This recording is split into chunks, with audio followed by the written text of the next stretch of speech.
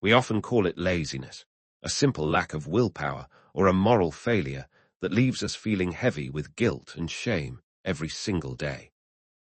We look at the mountain of tasks and feel paralyzed, stuck in a loop of avoidance while the clock ticks away the precious hours of our lives.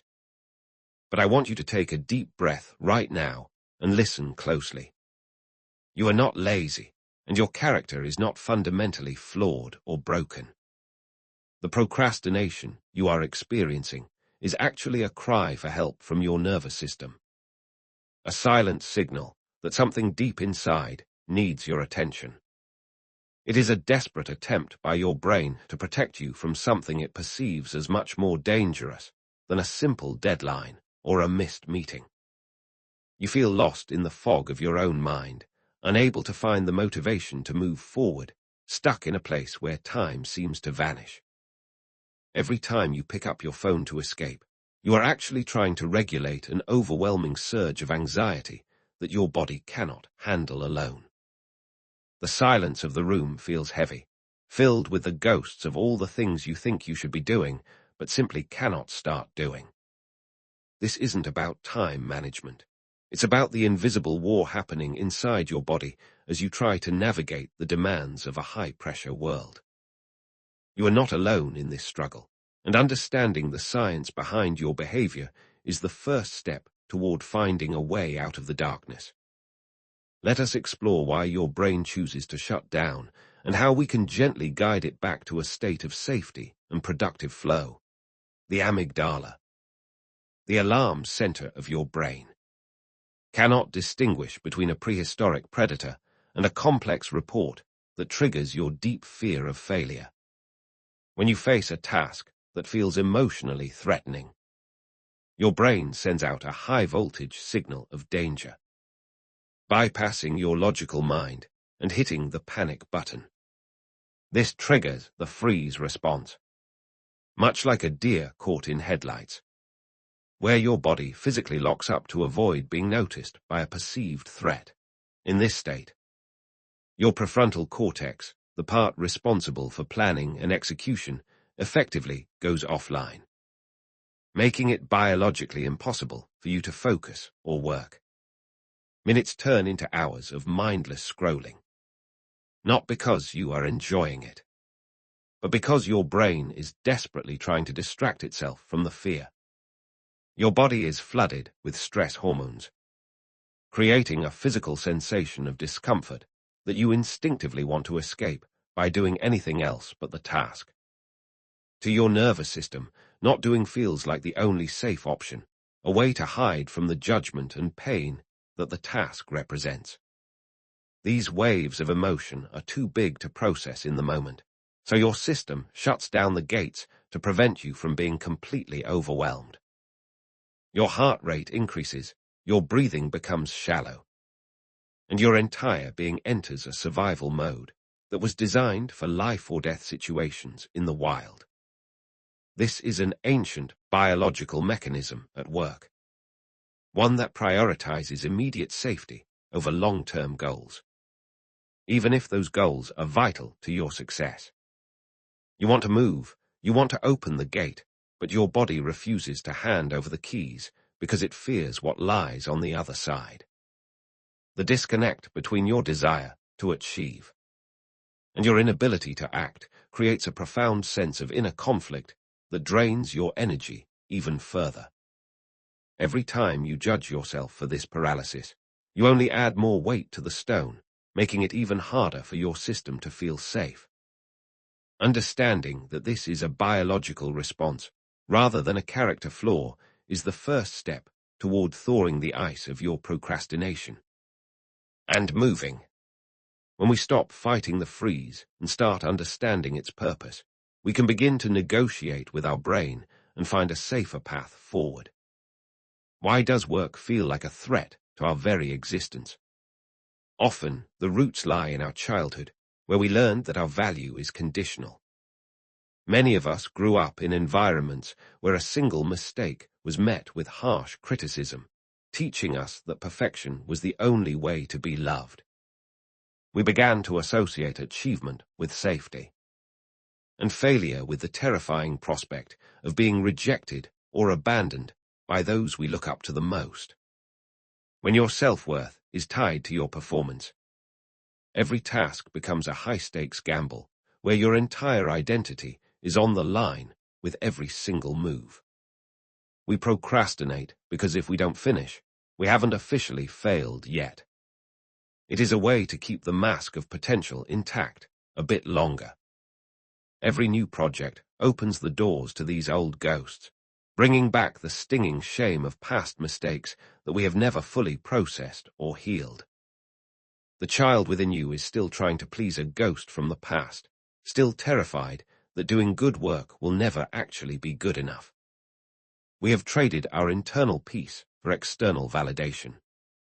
And now our nervous system is rebelling against this unsustainable and deeply painful way of living.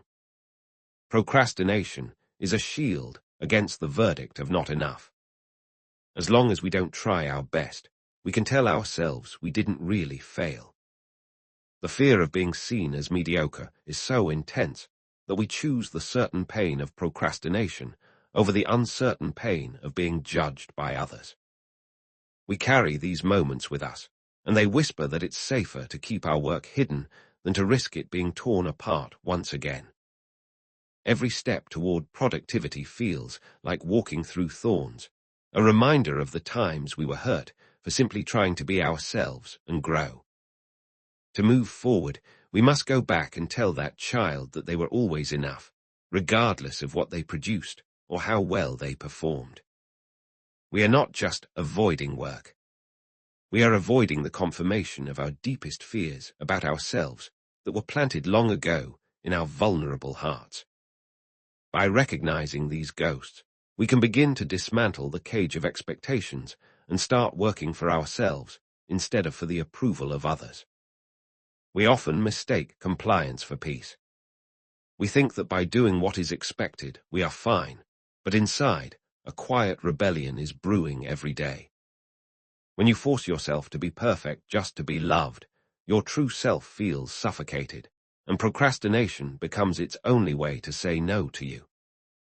The hours you spend avoiding your work are not lost time. They are hours where your inner self is desperately trying to reclaim some sense of autonomy. The lazy part of you is actually the only part that is still fighting for your freedom, refusing to cooperate with a system that demands your soul. Silence is not peace when it is used to hide your true needs.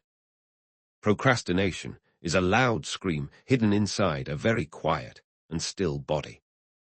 You are tired of being a performer in your own life. Tired of meeting the impossible standards that you have internalized from a demanding and judgmental society.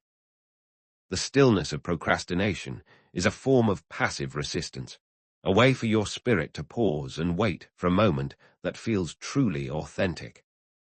In the middle of the mess, there is a part of you that is still trying to bloom, but it needs a different kind of soil to grow.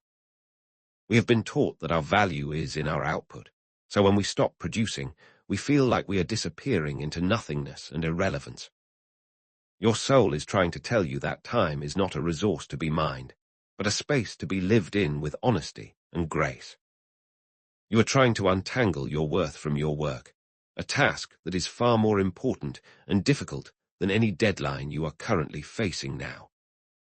The harder you push against yourself with shoulds, the stronger the internal wind of resistance becomes, pushing you further back into a state of paralysis. The potential people see in you has become a burden, a weight that threatens to break the very foundation of your mental and emotional well-being. To heal, we must give ourselves permission to be unproductive, to be imperfect, and to simply exist without the need to justify our space on earth.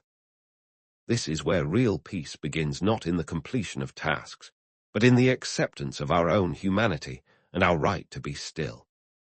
Healing begins when we stop treating our nervous system like a machine that needs to be fixed and start treating it like a friend. Instead of focusing on time management, focus on emotional regulation. Ask your body what it needs to feel safe enough to take one small step, Tell your H letter one ear one ch, H letter one ear one nh han. We are safe right now. Even if we fail, even if we make a mistake, we are still safe and we are loved. Use your breath to signal to your nervous system that the tiger is not in the room. You are just sitting at a desk, safe and sound. Break your work into tiny pieces, not so you can be more productive, but so that each task feels small enough not to trigger your fear. Write down the fears that are making you freeze. Once they are on paper, they lose their power over your body and your mind's internal state. Create a workspace that feels like a sanctuary rather than a battlefield. Surround yourself with things that remind you of your safety and your worth. Give yourself permission to move at your own pace. There is no prize for being the fastest if you lose your soul in the process. Every small act of self-kindness creates a ripple effect, slowly thawing the freeze of your nervous system and allowing your energy to flow again freely. Stop punishing yourself for being afraid. Fear is a natural response, and it deserves your compassion, not your condemnation or your constant anger and frustration.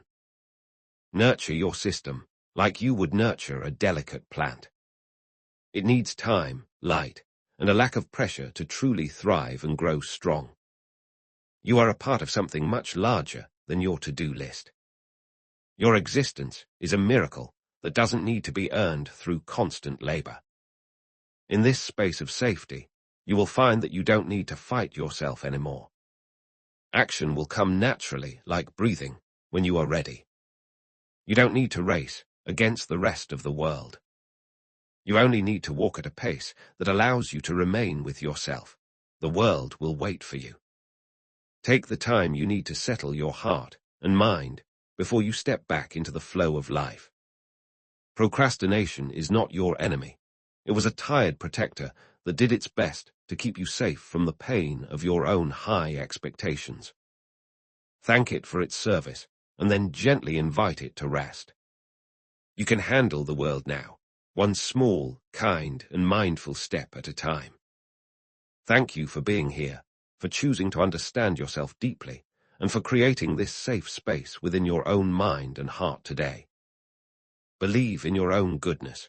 You are already enough, exactly as you are, in this very moment of stillness. Rest now and be at peace.